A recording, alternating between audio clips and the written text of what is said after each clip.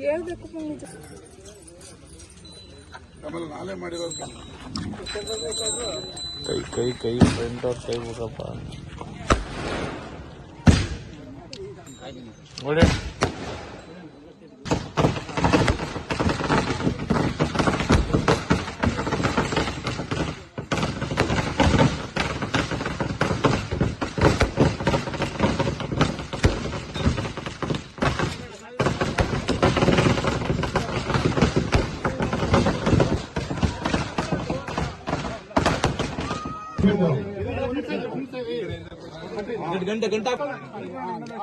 ನೋಡಿ ಈ ಕಡೆ ನೋಡಿ ಹೆಂಗೆ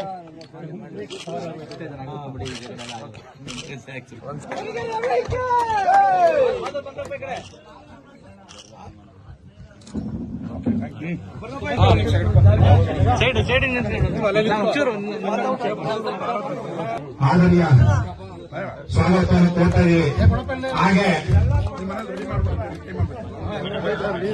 ಹಾಗೆ ಏನ್ ನೀರಾವರಿ ಸಲಹಾ ಸಮಿತಿಯ ಸಭೆಯಲ್ಲಿ ನಮ್ಮ ಮಾನ್ಯ ಶಾಸಕರು 7 ಜನ ಶಾಸಕರು ಮೌನವಾಗಿ ಕೂತಿದಂತ ಸಂದರ್ಭದಲ್ಲಿ ಮಂಡ್ಯ ಜಿಲ್ಲಾ ರೈತರ ಪರವಾಗಿ ಸಭೆಯಲ್ಲಿ ಮಾತಾಡಿದಂತ ನಮ್ಮ ಶಾಸಕರಿಗೆ ಮಂಡ್ಯ ಭಾಗದ ಎಲ್ಲಾ ರೈತರಿಂದ ನಾವು ಒಂದು ಸ್ವಾಗತವನ್ನು ಮತ್ತೆ ಅಭಿನಂದನೆಗಳನ್ನು ಸಲ್ಲಿಸ್ತಾ ಇದ್ದೀವಿ. ಮಂಡ್ಯ ಜಿಲ್ಲೆ ಈಗಾಗಲೇ ನೋಡಿದಿರಿ, ಕಾವೇರಿ ವಿಚಾರದಲ್ಲಿ ಶಾಲು ಕೈ ಕೊಡ್ರಿ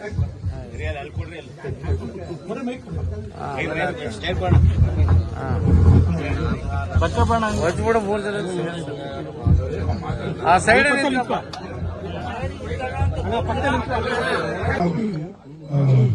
ಪ್ರೀತಿಯಿಂದ ಬಹಳ ಒತ್ತಾಸೆ ಆಗಿದ್ದ ಮುದ್ದೋಂಗೆರೆ ಸೊಳ್ಳೆಪುರ ರಸ್ತೆ ಮತ್ತು ಅದರಲ್ಲಿ ಅವತ್ತಿಂದ ಬಿರುಸು ಮುರಿದೋಗಿತ್ತು.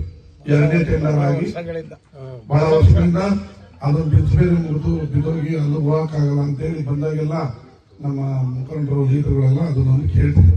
ಇವತ್ತು 5,20,00,000 ಹಾಕಿ ಇವತ್ತು ಈ ಕಾಮಗಾರಿಗೆ ಭೂಮಿ ಪೂಜೆ ಮಾಡಕ್ಕೆ ಬಂದಿದೆ. ಮುದ್ದೋಂಗೆರೆಗೆ ಇದು 2ನೇ ಕಾಮಗಾರಿ. ಒಂದು ನಿಮ್ಮ ದೇವಸ್ಥಾನಕ್ಕೆ ನೀರು ಮುಟ್ಟೋದಕ್ಕೆ ಶಾಶ್ವತವಾಗಿ ನಿಲ್ಲಿಸಿದ್ವಿ 5 ಕೋಟಿ ಹಾಕಿ. ಈಗ ಇದೊಂದು 10 ಕೋಟಿ ಮತ್ತೆ ಒಳಗಡೆನ ಕಾಮಗಾರಿ ಆಗಿವೆ ಒಂದೊಂದು.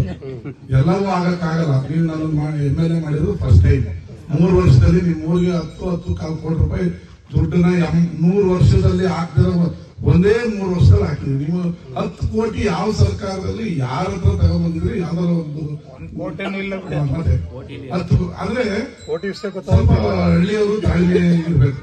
ಎಲ್ಲ ನಾಳೆ ಬೆಳಗ್ಗೆನೆ ಆಗ್ಬಿಡ್ಬೇಕು ಅಂದ್ರೆ ಯಾವುದು ಆಗಲ್ಲ. ಈಗ ಶಾಶ್ವತವಾಗಿ ಆಗುವಂತ ಕೆಲಸಗಳನ್ನ ಮಾಡ್ತಾ ಇದ್ದೀವಿ. ಇವತ್ತು 5 ಕೋಟಿ ರೂಪಾಯಿ ರಸ್ತೆ, ನಿಮ್ಮ ಊರಿನ ಒಳಗಡೆ CC ಚರಂಡಿ ಮತ್ತೆ ಸೇತುವೆ ಆಗುತ್ತೆ. ಚೆನ್ನಾಗಿ ದೊಡ್ಡಿ ಹತ್ರ ಒಂದು ಕಿಲೋಮೀಟರ್ 1.25 ಕಿಲೋಮೀಟರ್ ರಸ್ತೆ.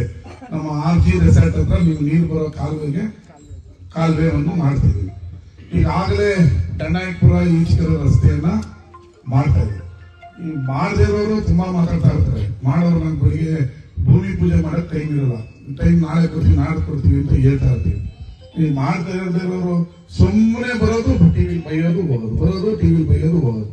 MP ಆಗಲಿ MLA ಆಗಲಿ ಕೆಲಸ ಮಾಡೋದಕ್ಕೆ ಗೆಲ್ಸೋದು. ಬೈಯಕ್ಕಾದ್ರೆ ಬೇಕಾದ್ರೆ ಚೇರ್ ಹಾಕೊಟ್ಬಿಡೋಣ, ಬೈಕ್ ಹೋಗೋದು ಕೂತ್ಕೊಳ್ಳೋದು. ಕೆಲಸ ಮಾಡ್ಬೇಕು. ನೀವು ಅಷ್ಟೇ ಜನಗಳು. ಈ ನಾನು ಕೆಲಸ ಮಾಡ್ತೀನಿ ನನ್ನೇ ಇಟ್ಕೊತೀರ, ಅದು ಮಾಡಿ ಇದು ಮಾಡಿಂದ ಮಾಡದಿರೋನು ನೀವು ಕೇಳೋದಿಲ್ಲ, ಯಾವತ್ತೂ ಕೇಳೋದಿಲ್ಲ.